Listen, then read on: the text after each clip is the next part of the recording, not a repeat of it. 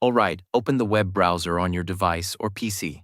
Head over to Canva's creator page by typing canva.com/creators/ into your browser, and you'll land on the right spot. Once you're there, you'll see a button that says Become a Creator. Simply click that. A new pop-up will appear. Tap Apply button in the bottom left to proceed. Now, Canva's going to ask you how would you like to create kind of content you want to create. You've got a few options like designer, teacher, or business. Pick the one that suits you best.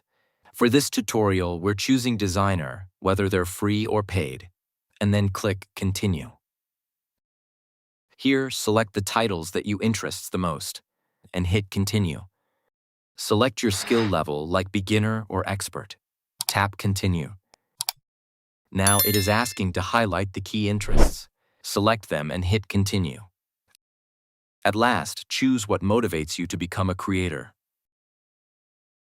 Here's where things get a little more serious. Let's fill this out. Enter your name in the designated fields.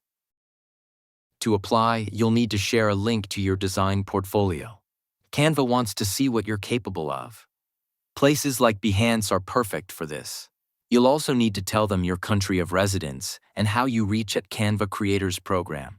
At the end, select the language proficiency.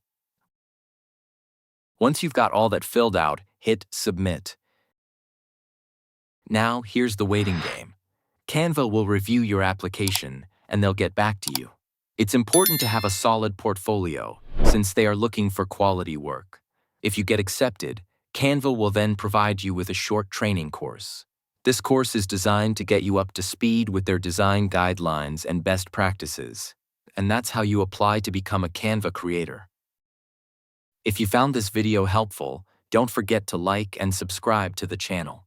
Thanks for watching, and I'll see you in the next one.